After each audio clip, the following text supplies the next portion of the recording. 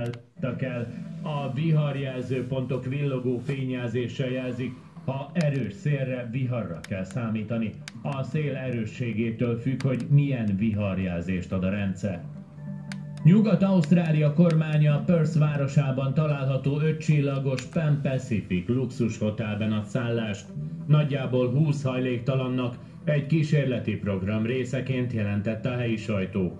A kormányzat terve szerint az egy hónapos próbaidő után újabb hajléktalanokat helyeznének el a szállodában. Ha sikeres lesz a kísérlet, valamint családon belüli erőszak áldozatait és mentális problémák kialakították át a szükséges adatok bankonként eltérőek, ezért érdemes,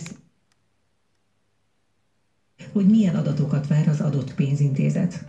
7 évig terjedő szabadságvesztéssel és 2 millió rubelás átszámítva több mint 8 millió forintos bírsággal büntethetők azok, akik a járványügyi karantén megsértésével gondatlanságból több ember halálát okozzák Oroszországban. Az orosz parlament alsóháza kedden megszavazott törvénytervezete szerint egy ember halálának okozása vagy fertőzésveszély szándékos okozása esetén a kiszabható szabadságvesztés 5 évig terjedhet.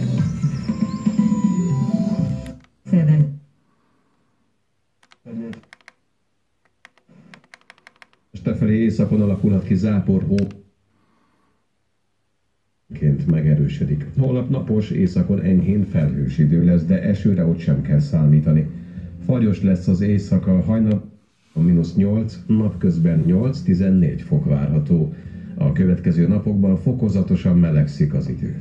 Ezek voltak a hírek. Részletes híreink a hiradó.hu-n olvashatók. Indul egy újabb óra a Petőfi Rádióban. Még több magyar slágerrel, változatosan. Zoli, nagyon köszönjük a friss híreket, 5 órakor is számítunk rád, addig pedig egész úton hazafelé. Én Majoros Rita vagyok, és szép délutánt kívánok. Már is itt a Patience, jön majd a Margaret Island is, és a Disco és a High Hopes, közben pedig keressük a hétköznapi hősöket. Ha ti is tudtok hétköznapi hősökről, akár a családban, barátok között, vagy az ismerősi körben, akkor írjátok meg nekem a nevét, a foglalkozását, és hogy hol is dolgozik, és hogy miért vagy.